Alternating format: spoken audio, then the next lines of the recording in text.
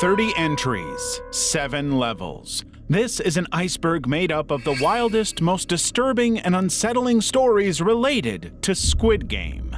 We'll start with the more well-known stories and slowly shift into the more disturbing things ever to come out of the show. Let's start at the tip of the iceberg. Level 1. Dalgona Trend. When Squid Game 1 first released in 2021, no game exploded in popularity more than the Dalgona cookie game.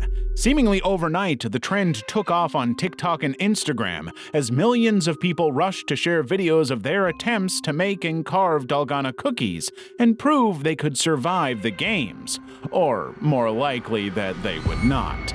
But many people didn't even get as far as the game. They injured themselves just making the cookies. Dalgona is made by melting sugar and adding a pinch of baking soda, mixing it together until the concoction is flattened and imprinted with a shape. That simple recipe made it easy for viewers to replicate at home, but the process of making Dalgona involves heating sugar to extremely high temperatures, which can cause severe burns if mishandled. Which is exactly what happened. Because the trend was so popular, many people tried to jump on it and ride the wave. But they ended up suffering serious burns because of the hot sugar. In a cruel irony, making the cookie was more dangerous than the game itself. Fish Game. Fish Game is a Roblox experience inspired by Squid Game designed to recreate the intense survival challenges from the show.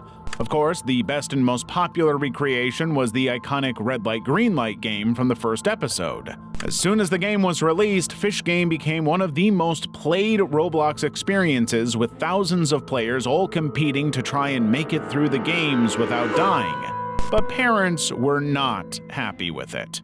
Roblox is a game designed for young children, and in their eyes, playing a game based on such a violent, unrelenting show is completely wrong, and in many ways unethical. They were concerned that youths would somehow replicate the violence they saw in the show or the game in real life, creating their own elaborate Squid Game to play because of how simple and fun it was on Roblox. But the game's creators never cared about that risk. They just focused on avoiding lawsuits from Netflix. They've worked to distance themselves from direct association with Squid Game, using alternative names like Fish Game or Hexa Game. As for the youths playing it, they firmly believe it's all on the parents. Squid Game inspired by an anime. Even though Squid Game is a massively successful franchise all on its own, it actually draws quite a significant inspiration from the anime Gakkyou Burai Kaiji Ultimate Survivor, commonly known as Kaiji. Both stories center on debt-ridden individuals forced into high-stakes games where their lives hang in the balance.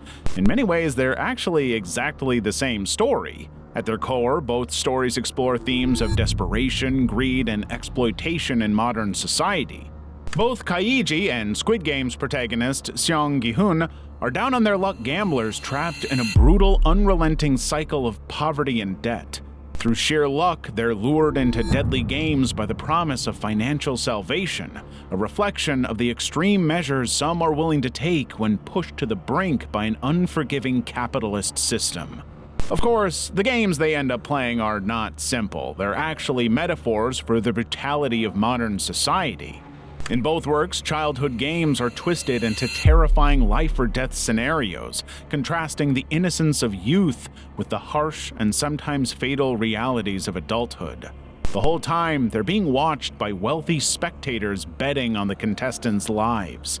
To them, the suffering of the poor is nothing more than a game, a work of entertainment.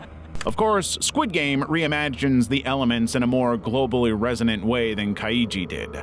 While Kaiji focuses more on complex gambling scenarios, Squid Game simplifies the games, making them more accessible and relatable to a wider audience. That simplification, coupled with the show's striking childlike visuals and intense emotional drama, allows Squid Game to deliver its social commentary in a more visceral and impactful way than Kaiji could. But Squid Game also goes further in a more brutal and unforgiving way. It expands on the themes to be far more specific when criticizing society and global inequality. The show's exploration of issues like the exploitation of migrant workers and the impact of crippling medical debt is exactly why it resonated with people worldwide. Everybody is going through this. Kaiji laid the groundwork, but Squid Game adapted those themes for a modern global audience, and the result was deeply disturbing. Squid Game symbols meaning. Throughout the series, we see that the Squid Game is maintained and controlled by the pink soldiers who have some kind of hierarchy within their ranks, defined by the symbols on their masks. All of this reflects a class structure, the type deeply embedded in Korean and global society. At the bottom of the hierarchy are workers with circle masks. These workers perform basic tasks such as cleaning up after games, setting up events, serving food, and disposing of bodies. They have the least authority and are only allowed to speak when addressed by higher-ranking staff. Essentially, they are the typical low-class human being trying to survive and do their job. They're expendable. The middle tier consists of workers wearing triangle masks. These workers act as armed soldiers, enforcing rules and maintaining order of the games. They're the ones responsible for eliminating contestants who lose games and handling crowd control. While they have authority over circle workers and contestants, they still answer to higher-ranking staff. They're the lower middle class getting by with their jobs. At the top of the worker hierarchy are those wearing square masks. These managers oversee both triangle and circle workers and have direct communication with the frontman. They have access to the surveillance room and are responsible for announcing prize money to contestants. They're upper middle class, enjoying the status but continuing to work.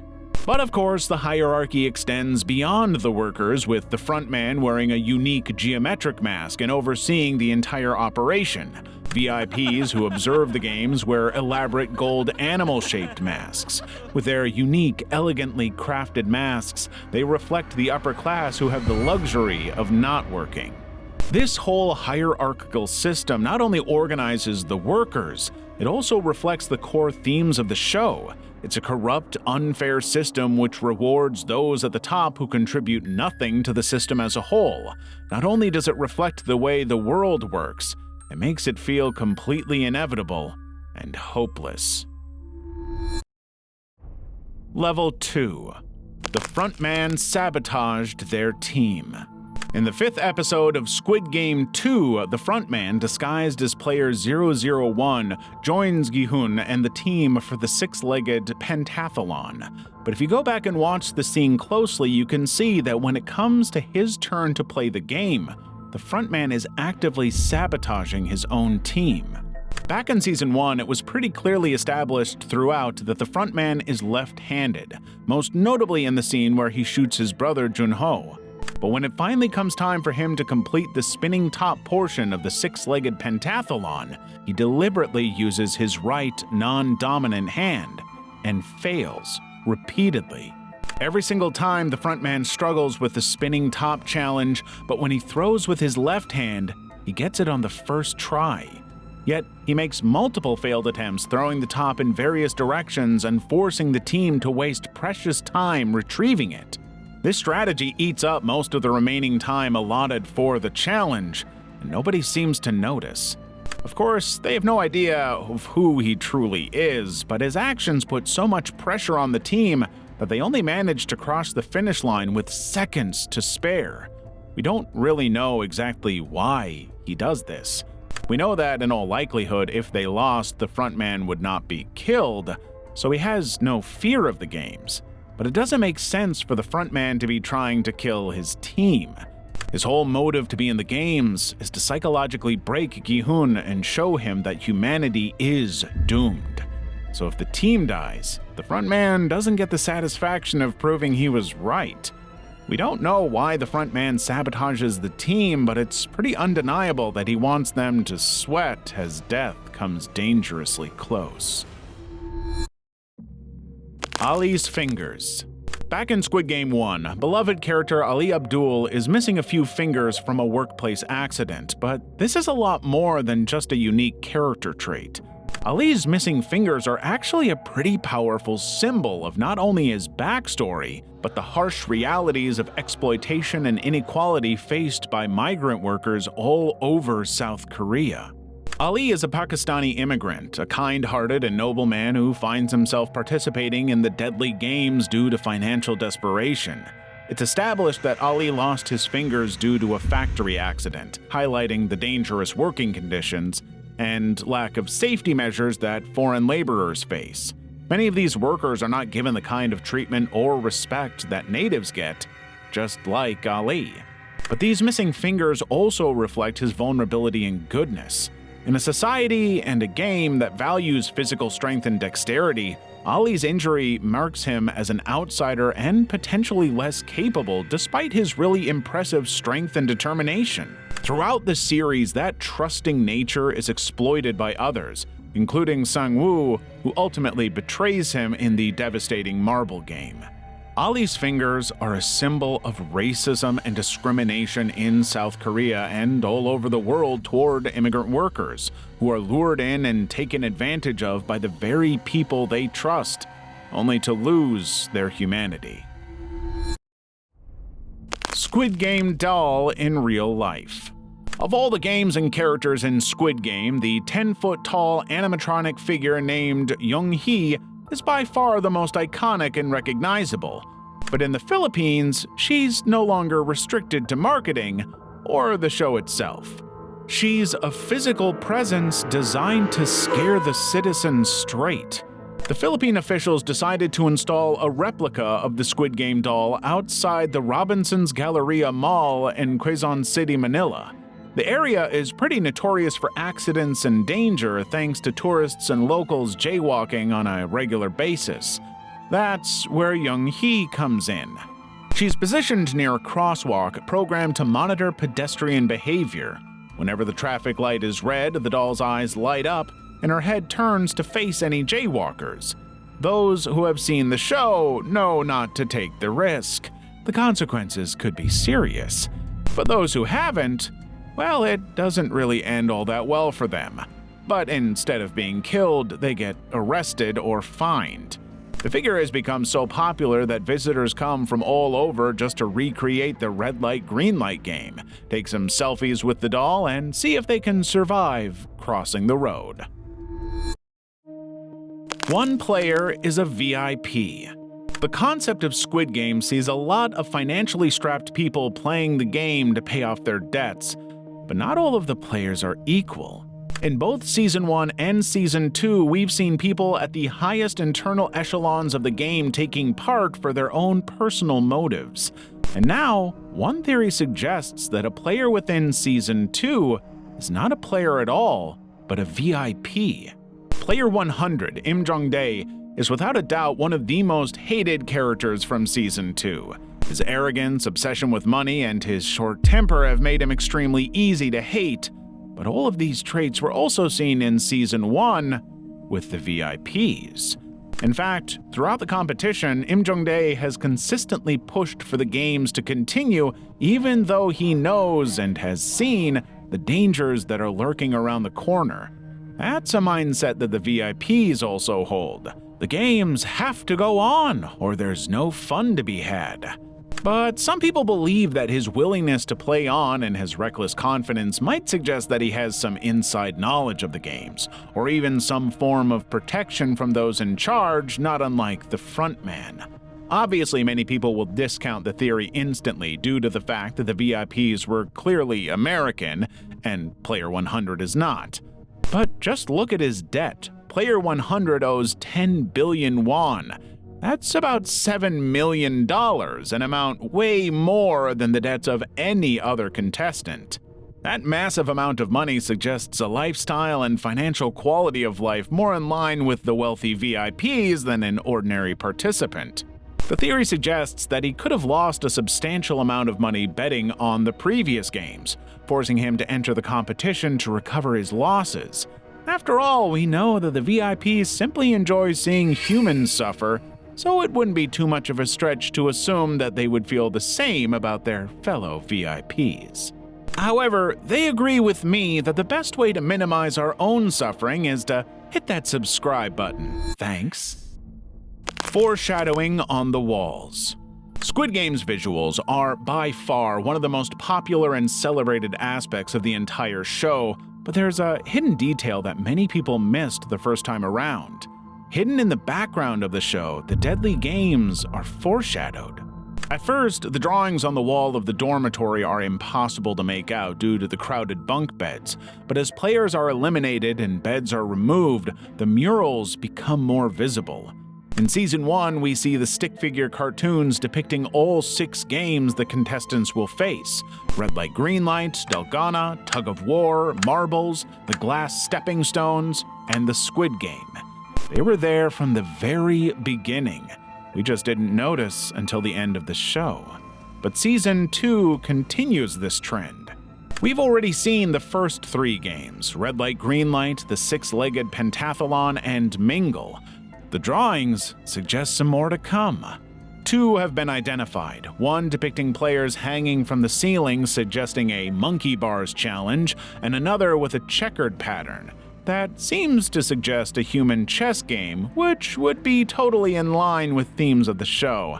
After all, Squid Game is just one giant chessboard. By the time you realize that these drawings have been there the whole time, it makes the themes of the show more unnerving. The fates of these people have been predetermined from the start. They, and we, just didn't know it. Level 3. Gi-hun as the new frontman. With just one more season before the Squid Game story comes to an end, the internet is trying to predict where the story will lead. But the most popular theory of all is also the darkest. Gi-hun, the show's protagonist, will become the new frontman by the end of Season 3. We know that Gi-hun is a good guy, someone who believes wholeheartedly in humanity. At the beginning of Season 2, Gi-hun is driven by a desire to stop the games entirely and save everybody before any blood can be spilled. But when he fails, and when all of his other attempts fail, Gi-hun resorts to increasingly morally ambiguous decisions. He makes a conscious choice to stage a violent uprising, willingly sacrificing some lives to potentially save many others. It's what the frontman wants. Throughout the season, he's been trying to convince Gi-hun that humanity is doomed, inherently selfish and cynical, and that the games serve a purpose in the world. And Hwang Dong-hyuk has often compared the frontman to Darth Vader, a comment that seems to suggest there will be some twist in Season 3 with the frontman redeeming himself somehow. But for now, it's pretty obvious that frontman wants to break Gi-hun's spirit, and if he does, Gi-hun may well take his place as the next frontman. The recruiters face manipulation. The first episode of Squid Game 2 introduced the recruiter played by Gong-yoo, but one scene at the end of the episode shows just how incredibly powerful his performance is, showing off his duality with just one shot and 2 expressions at once. The lighting coupled with Gong-yoon's expression shows off both confidence and fear playing out simultaneously across his face. One half shows the confidence of a man who has climbed the ranks of the Squid Game organization, while the other half betrays the fear of a person confronting their own mortality. This is actually his entire performance in just one single expression.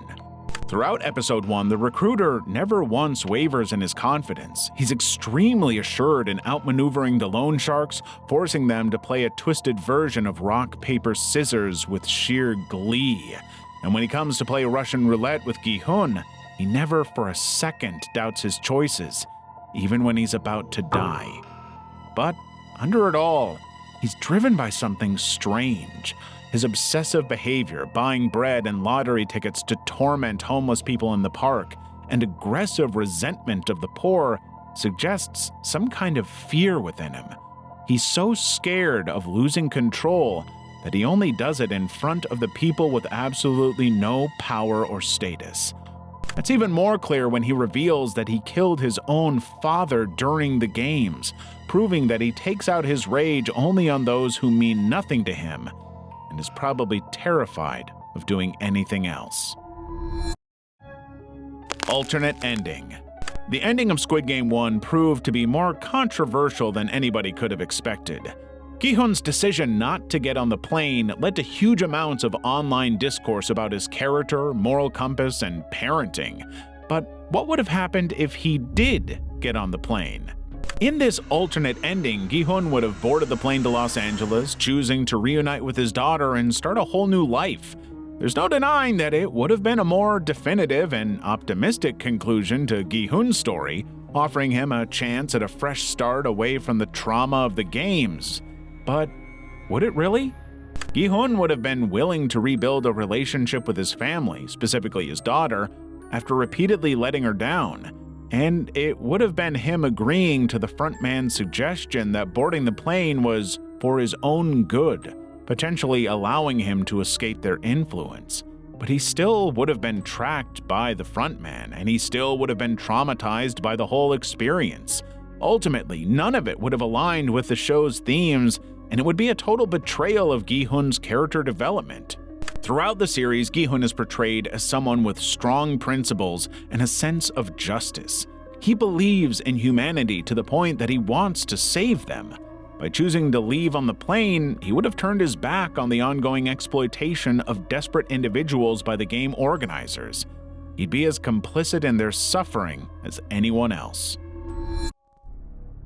14 players that did not return. In Episode 2 of Squid Game 1, a group of the players returned to the games after voting to leave following the initial round of red light, green light. But 14 players chose not to come back at all. That's when the frontman orders a manager to keep an eye on them. And while the show doesn't actually reveal what happens to these people, it strongly implies that their fate is not as simple as returning to their normal lives, because in reality, they never really leave the game at all. In the first episode of Season 2, Gi-hun realizes that the frontman is still tracking him, using a GPS tracker implanted in his skull. Of course, we know that this is not limited to Gi-hun. In Season 1, we see that when players are initially recruited, they're sedated and transported to the game location in secret, where their necks are scanned with the GPS already implanted, which means that the organization behind the games cannot simply allow former participants to walk away without ensuring their silence. Those 14 players will be tracked just like Gi-hun, who was a winner. It's entirely possible that they were coerced into silence through threats or blackmail. Some might have been eliminated to ensure they couldn't reveal the game's existence. They could be under constant surveillance with a threat of harm to themselves or their loved ones if they speak out. Or they may well have rejoined the games later and died. The whole point of the episode is to illustrate another key disturbing theme of the show: the illusion of choice. While the players are given the option to leave, the consequences of that choice remain unclear. In fact, they may be worse than choosing to stay. Controversial marketing. Netflix marketing of Squid Game 2 was extensive and international. Young-hee turned up in basically every major city, but nobody took offense to it quite as much as Sydney, Australia. The doll had been erected at one of Sydney's most scenic and family-friendly locations, which turned out to be the most controversial thing they could have done. But while most people loved the terrifying sight of Young-hee out in the wild, families bringing their youths to this family-friendly location were horrified that Netflix would choose to promote such a violent, adult-themed show in a place like this. They claimed that the cute character and the colors would only make it more interesting to youths, who would then see the show and be overwhelmed and traumatized with the content. The fact that Squid Game is based on children's games and uses childlike imagery made the promotion particularly difficult for some parents who were trying to shield their children from watching the in-game massacres. But it wasn't only parents who objected. One survey revealed that a high percentage of marketing industry professionals found the stunts totally inappropriate. They said that the doll should have been somewhere less family-oriented to ensure that nobody could have taken offense. Level 4. Boat Captain's True Intentions. Throughout Squid Game 2, no character was more mysterious and frankly strange than the boat captain, also known as Captain Park. From the beginning, he seemed to be Jun-ho's savior and his best ally, his only chance to find the island. But by the end of the season, it's pretty clear that he's some kind of a traitor, actively working against Jun-ho's mission. However, there's absolutely no indication of why he's sabotaging the mission, but the internet has theories. The most common and most likely answer is that Captain Park was hired by the frontman, In-ho, to protect and distract his brother Jun-ho from finding the island, and potentially getting involved with something far more complicated than he knows. After all, we saw at the end of Squid Game 1 that In-ho was disturbed by the image of his brother, seemingly shaken that Jun-ho would put himself in so much danger to find him. So it would make sense for In-ho to do everything he could to keep his brother away from danger. And Captain Park would be a good way to do that. But another theory suggests that Captain Park is directly linked to the organ harvesting operations associated with the Squid Game, responsible for transporting organs to and from the island, which would explain his familiarity with the area and his willingness to commit murder to protect his secrets. And there's one more complex, unexpected theory suggesting that Captain Park might be a previous Squid Game winner. That idea comes from number 122, which is prominently shown on his boat and could very easily be his player number from a previous game. Squid Game: The Challenge. After Squid Game 1 became such an undeniable success, Netflix decided to build on it by turning it into a reality show. But from the moment it was announced, Squid Game: The Challenge was controversial. For one thing, the reality show format totally contradicts the themes and message of the original show. Squid Game was designed to be a violent, aggressive commentary and criticism of capitalism and equality in the modern world. It's about down-on-their-luck people humiliating and hurting themselves for the opportunity to make money, and how wealthy business people profit from their misery. Squid Game: The Challenge proves all of that without any social commentary whatsoever. But the concept turned out to be the least worrying part. The production was plagued by accusations of unsafe and inhumane conditions on set, suggesting that the actual game of survival was making the show, not playing the games. According to contestants, the shooting of the red light green light game was particularly unbearable. They reported grueling conditions, with filming lasting up to 7 to 8 hours in freezing temperatures. Some players claim to have suffered injuries, including hypothermia and nerve damage. But Netflix and the show's producers denied all allegations, insisting that appropriate safety measures were in place and that claims of serious injury are totally untrue. Any injuries or complaints were edited out of the show entirely, making it seem like a straightforward production for a typical reality show.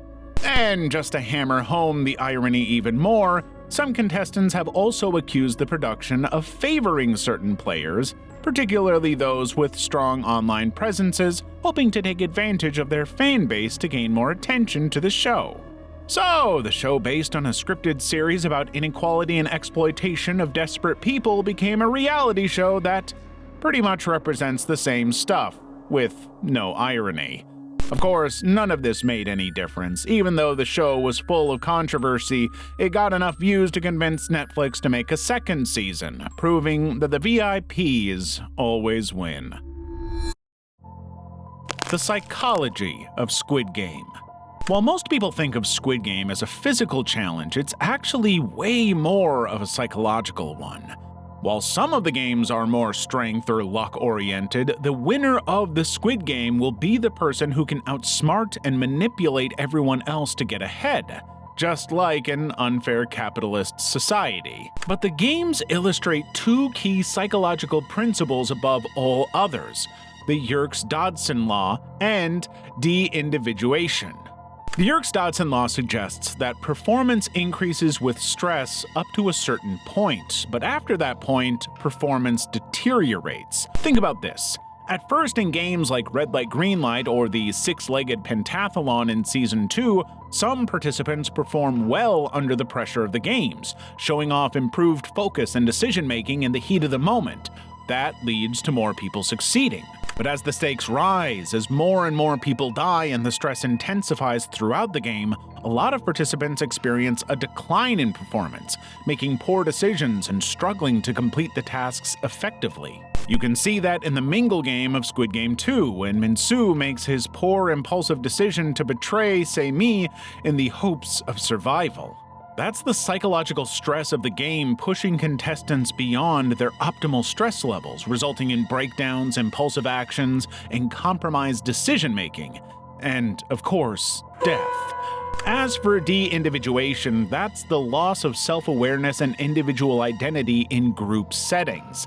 And that is quite literally the entire games. The guards and VIPs all wear identical outfits and masks, creating a unique and unnerving anonymity that reinforces the group and reduces the individual. If their faces are seen, they have to die. They're not humans, they're simply masks. The participants aren't that different. While they're all out for themselves initially, the games force them to gradually lose their sense of individual identity, focusing more on the collective goal of survival. They team up, only to be forced to kill their own groups. As the games progress, the contestants become less aware of their own ethical and moral integrity and start engaging in behaviors they would typically avoid, like killing one another under cover of darkness. All of this anonymity, pressure, and high stakes creates an environment that is all about destroying the individual and forcing them to comply in ways that are completely contradictory to their moral standards. And that is why winning the Squid Game is largely a psychological battle. Transgender representation. When news broke that Squid Game 2 would have a transgender character, the internet was mostly outraged, but for very contrasting reasons. While some critics thought that the show would be pushing a political agenda of some kind, others were upset that the show hadn't cast an actual transgender actress for the role, abandoning true transgender representation. But actually, the reason Park Sung-hoon was cast was not only based on his performance, but practicality. Hwang Dong-hyuk said that casting a transgender actress in South Korea was near impossible due to the highly conservative attitudes and lack of openly trans actors in the country. After all, the LGBTQ+ community is largely marginalized in hyper-conservative Korea. But when the show eventually aired, pretty much all criticisms on either side went away. The general reaction to Hyunju and Park Sung-hoon's performance was insanely positive. His portrayal of the role was praised for being sensitive and deep, making her the fan-favorite character of the entire season. Those who were concerned that Hyunju would be pushing a preachy political agenda were shocked to discover that she was actually a full-rounded human being whose transgender identity was just a part of her and not her entire personality. And those who thought she would be a poor representation of a trans character were also pleasantly shocked to discover that she wasn't a caricature but a multi-dimensional, real human being. Hwang Dong-hyuk's risky decision ended up turning a controversial character into a fan favorite who may well have made a real game-changing impact in the Korean industry. Level 5. Song Young-chan, Player 100, Season 2. Player 100 is the most hated character of Squid Game 2 without question, an irredeemable bully who is determined to take the money and kill anyone who crosses his path. But the release of Squid Game 2 revealed that the actor behind Player 100, Song Young-chang, is just as problematic a person. In fact, maybe more so.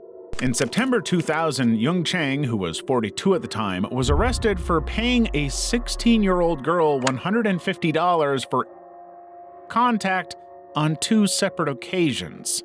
The fallout created a scandal so big that he was the very first celebrity in South Korea to be convicted of underage. Young Chang was immediately sentenced to 10 months in prison and 2 years of probation for violating the Juvenile Protection Act. But his sentence was completely suspended after just 36 days in custody, meaning he served basically no time at all. The official reasoning from the authorities was that his lack of prior offenses and seeming remorse for the incident meant that he was unlikely to commit the act again.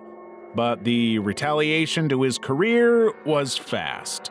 Horrified by his act, all of the major Korean TV networks collectively agreed that Young Chang could never again appear on their screens, basically killing his career dead in Korea. With nothing to do, Young Chang moved to Canada, claiming he intended to study English. But eventually, he came back. And while the TV networks refused to let a child appear on their screens, streaming services like Netflix seemingly had no problem welcoming him back with supporting roles in several major K-dramas, including Squid Game 2. But now, more people are aware of his crimes than ever, and he becomes another in a long series of Squid Game cast members to have a very scandalous and problematic past. However, in his case, it works for his character, as just about everybody hopes Player 100 dies in Season 3. New York bans Squid Game costumes. In late October 2021, shortly after the release of Squid Game 1, Halloween parties all over the world were full of pink soldiers. It became such a widespread trend that several elementary schools in New York and Florida had to take action to ban them, claiming that the show's violent content posed a risk to young students. That's not the first time that claim has been made, but New York authorities claimed that the situation was much more concerning than anybody knew. They reported seeing students reenacting violent scenes from the show during recess, some of them even using fake guns to complete the outfit and better reflect the show. But given America's uncomfortable history with schools and firearms, the authorities knew that something had to be done. They sent out emails to parents insisting that costumes from the show would be inappropriate due to the potential violent messages associated with them. They also urged all families to discuss the issue with their youths and reinforce the message that games involving violent behavior are not suitable for school activities. But while some parents were totally on board with the bans, many found it to be an overbearing overreach of school authority, arguing that the show was unlikely to cause a mass tragedy. Lee Jung-jae controversy. At the start of Squid Game, Lee Jung-jae is not immune to public attention and scrutiny. And as with the other members of the cast, the show has once again brought light to his own history of controversy and scandals that keep lingering even now. In 1999, Jung-jae was detained by Gangnam police for driving under the influence, resulting in a serious collision with another vehicle. When they tested him, his blood alcohol content was 0.22%, significantly higher than South Korea's legal limit of 0.05%. At that time, Jung-jae said that he wasn't driving, that his manager was the one behind the wheel. It was a defense that saved his career, but it wasn't true. By 2002, Jung-jae got into another DUI arrest, resulting in his driver's license being revoked for the second time and proving that he had a consistent pattern of dangerous driving. But these are, frankly, some of the less disturbing scandals in Jung-jae's career. In 2000, he was charged with assault on 2 separate occasions within the same year. In one incident, Lee and a friend allegedly assaulted a 30-year-old man during an argument at a bar in Seoul. But in another, much more severe case, he was accused of dragging a 22-year-old woman from a nightclub in Busan and kicking her, causing injuries that required a 2-week hospital recovery. Jung-jae and his team worked to change the narrative around the assaults, meaning that we don't fully understand exactly what happened or the circumstances around them. But the consistent pattern of behavior suggests that Jung-jae, in the early 2000s, was a danger to himself and to others. We are the VIPs. In the world of Squid Game, the VIPs are the true big bad behind the whole thing. Watching over and betting on the suffering of the poor, the VIPs are heartless, cruel spectators. And one theory believes that the VIPs are us, the viewers. The theory points out that just as the VIPs watch the games for entertainment, we tune into Squid Game for our own amusement, getting excitement and thrills from the horrible life and death situations that the characters are struggling through. After all, the VIPs look at the contestants as nothing more than pawns in a game, not fully rounded humans with lives. Simply horses moving along a track, many of whom won't make it to the end. We, too, are emotionally distanced from the characters' plights, seeing them as fictional entities rather than representations of real human suffering. While there may be a few characters like Ali or Saibyak that make us care, we have no connection to over 440 of the others. But while the VIPs place bets on the outcomes, we can't do that. We can't bet money on a scripted show, after all. However, we can predict plot twists, character deaths, and winners. We can hope that some people live, or some die. This is all one big speculative entertainment. The whole idea of the theory is to make us think about our own role in this capitalist system. We're enjoying watching these people suffer and die and kill one another. And deep down, that's a strange, disturbing thing. The theory also lines up with the show's critique of capitalism and inequality. By positioning viewers as unwitting VIPs, it suggests that we are all, to some extent, participants in this hugely unfair exploitative system. Even if we're just passively watching it unfold, we want to see the bloodshed. We are the VIPs. We can't be hurt, but we enjoy watching other people get hurt. Gi-hun will die. Squid Game 2 introduces Yeon-yo, a shaman-like character who makes some odd comments toward Gi-hun. But during the Mingle game, she kicks it up a notch, making a cryptic prediction related to Gi-hun and Jun-hee. It's not until Yeon-yo realizes that Jun-hee is pregnant that she finally realizes Gi-hun has a bigger purpose in this game. Of course, she offers absolutely no hints about what that purpose could be, but one theory is pretty confident that it means Gi-hun is back in the deadly games for a specific reason: the ultimate sacrifice. He will die to save Jun-hee and her unborn child. Given Gi-hun's character arc over seasons 1 and 2, this would make a lot of sense. In Squid Game 1, he was unable to save his old friend Sang-woo, and he was grappling with the guilt of his poor fatherhood and his terrible friendship to others. But saving Jun-hee could be an act of redemption on all counts.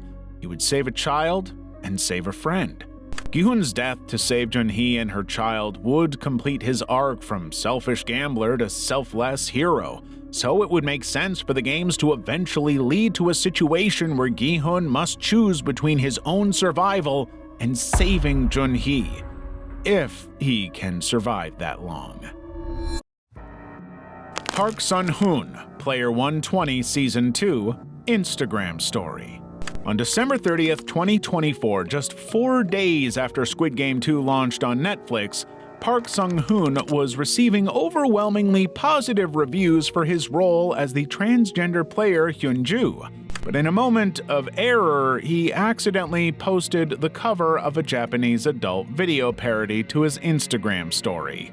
The image had multiple naked women in the show's iconic costumes, and it instantly went viral. Sun-hoon was immediately overwhelmed with criticism, hate, and anger from people who said he was just another disappointing male member of the cast building yet more scandal. But, as if the situation wasn't already bad enough, Sun-hoon happened to post the image during the 7-day national mourning period following the tragic Jeju air crash, making this not just seem perverted, in the words of some Korean fans, but actively disrespectful.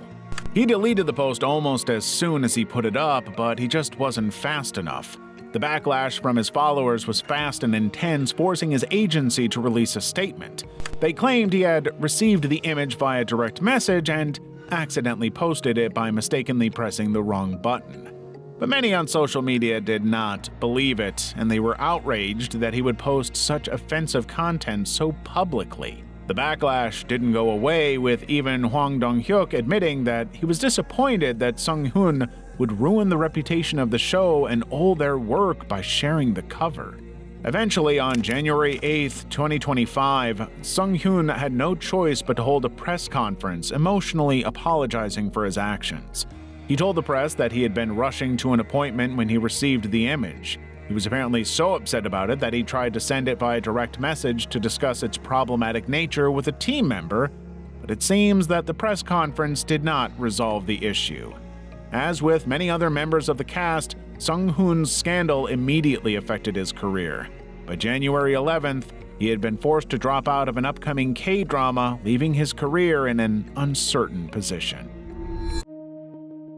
Level 6. They used a real phone number. In the first episode of Squid Game 1, Gi-hun receives a business card with an 8-digit number, which he's expected to call in order to join the deadly game. But what most viewers didn't know is that when a South Korean prefix was added, it became a real active phone number, and it was not owned by Netflix or anybody involved in production. Kim Gil-young, a woman from Seongju, had used the number for well over a decade. But in 2021, as the show became the most watched series in 90 countries, people from all over the world started calling, suspecting that the number was part of the marketing of the show. Every day, she would receive thousands of calls and text messages, making it impossible for her to go about her normal life. Her phone battery was draining within hours due to the never-ending calls, which made it extremely difficult for her to run her business. To make matters worse, Gil-young had never seen the show, leaving her confused why suddenly people all over the world were calling, giving their name and date of birth, and asking to join the game. Eventually, her friends figured it out and informed her of what was going on, but Gil-young couldn't even change her phone number because it was tied to her business. Netflix had all but ruined her life, and all over one story beat. When she contacted Netflix, they quickly handled the matter, editing out the real number and replacing it with an unusable, inactive set of digits. And just to be absolutely sure, they also issued statements urging fans to stop making prank calls and sending messages to Gil-young. When Squid Game 2 was in production, Netflix learned their lesson. They took special precautions to avoid making the same mistake twice. Choi Seung-hyun, T.O.P. comeback. When Squid Game 2 was announced, no casting was more controversial than Thanos player 230, played by T.O.P., a former member of the mega-hit K-pop group Big Bang. While it's usually celebrated for K-pop idols to be cast in dramas, T.O.P.'s casting was a real problem in South Korea. Back in October 2016, T.O.P. was suspected of using marijuana, a highly illegal substance in South Korea, while serving his mandatory military service. But in June 2017, he was confirmed to have done so. He was found guilty of the crime and received a 10-month suspended jail sentence and 2 years of probation. The single incident led to T.O.P. being blacklisted in the Korean entertainment industry for nearly 9 years. Then, Squid Game 2 came along. Hwang Dong-hyuk believed that T.O.P.'s blacklisting was hugely unfair given the nature of the so-called crime. And after T.O.P.'s impressive auditions, Dong-hyuk believed that this comeback would be exactly the right move to remind everybody of his talent. That T.O.P. was playing a drug-addled rapper was just icing on the cake. He was satirizing his own alleged crimes. But South Koreans did not agree, aggressively criticizing his acting and accusing the show of endorsing and supporting drug abusers. The backlash escalated, becoming so significant that during a broadcast about Squid Game 2 on national TV, T.O.P.'s face was blurred out entirely. He was completely shut out of participating in any publicity for the show whatsoever to try and avoid any further controversy. But while the anger raged in South Korea, international viewers seemed far more accepting and even supportive of T.O.P.'s performance. In a Netflix survey, T.O.P.'s character Thanos was voted as the favorite new character by 50% of the 700,000 participants, highlighting just how little the world cares about marijuana usage. Hwang Dong-hyuk has since said that he admired the guts that T.O.P had to play a character with so many similarities to his own scandal, but that, had he known the scale of the backlash, he may not have hired him in the first place. Squid Game controversy in Vietnam. Squid Game 2's launch led to a huge surge in thoughts and opinions, theories, and ideas. But in Vietnam, many people weren't really all that concerned with the games or the characters or even the plot. They were caught up on one line of dialogue. Episode 3 features a scene in which Kang Dang-ho, or Player 388, mentions that his father was a Vietnam War veteran. In response, Jung-bae, Player 390, calls his father an honorable man.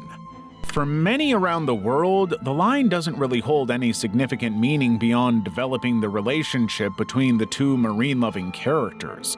But it angered many Vietnamese viewers who accused the show of glorifying South Korean soldiers who served in the Vietnam War and whitewashing historical atrocities. At the time of the war, South Korea sent around 320,000 soldiers to fight in Vietnam. But while Korea has long claimed the soldiers were heroes, many Vietnamese people believe they were actually mercenaries who committed unthinkable atrocities against innocent Vietnamese citizens and communist fighters. To them, this dialogue exchange saw the show basically honoring the people who massacred their relatives or ancestors. The backlash spread fast on social media, with Vietnamese audiences demanding the dialogue be cut altogether and calling for a boycott of the entire series. They highlighted the double standard inherent in this situation, noting that South Korea often demands apologies from Japan for colonial rule, but is willing to boast about its military involvement in Vietnam. An ongoing investigation in Vietnam is looking into whether Squid Game 2 violates any local film laws. That investigation decides that it does, it could lead to the show's removal from Netflix in Vietnam, and all over 2 lines of dialogue. Level 7. Oh Young-soo's Charges, Player 1, Season 1. In 2022, Oh Young-soo, the 79-year-old actor who played Oh Il-nam, or 001 in Squid Game 1, was charged with a woman twice in 2017 while he was staying in a rural area for a theater performance. The allegations state that Young-soo inappropriately hugged the woman, kissed her on the cheek against her will, and made potentially inappropriate remarks despite the woman's clear discomfort and total lack of consent. When it first came up, the case was closed without charges, but the victim requested it be reopened and examined further, convinced that her case had merit. Sure enough, the investigation proved that the victim's records of the were consistent and seemed to be statements that could not have been made had she not directly experienced them. Young-soo insisted and continues to insist that he was innocent.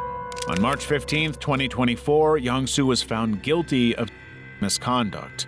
The court sentenced him to an 8-month suspended prison term and ordered him to attend 40 hours of treatment classes. Since then, his career has basically died far worse than any other Squid Game cast member with a scandal. Given the ending of Season 1, he was never going to be in Season 2 of Squid Game. But Young-soo lost out on additional work, including movies and theatrical performances, which would have been boosted following his achievement of becoming the first South Korean to win a Golden Globe for his role in Squid Game. His image has been completely destroyed and his reputation tarnished, meaning he'll likely never work again. The original Squid Game Season 2. Shortly before the release of Season 2, a thread on Reddit made some disturbing and concerning claims about the production issues behind the upcoming season. The claims suggested that Squid Game Season 2 would feature a potentially controversial plotline in which parents sent their youths to compete in the games in their place, with the surviving children earning money to help alleviate their parents' debt. But now that Season 2 has been released, we know that none of this is true, or at least it's not in the first half of the continuing story. The post claimed that the production of the season was full of problems. During filming, several child actors were said to have sustained serious injuries on set, leading to their parents to pursue legal action against the director and production company for unsafe conditions. According to these unverified claims, it led to a big international lawsuit against Netflix, which nobody apparently has heard about.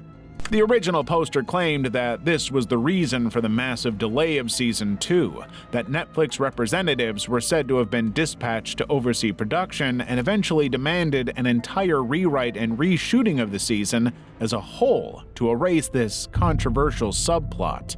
Of course, we have no idea if this ever actually existed in Season 2. Brothers Home. Squid Game is an original concept not directly based on a true story, but it does have some disturbing and shocking parallels with a real-life tragedy in South Korea known as the Brothers Home incident.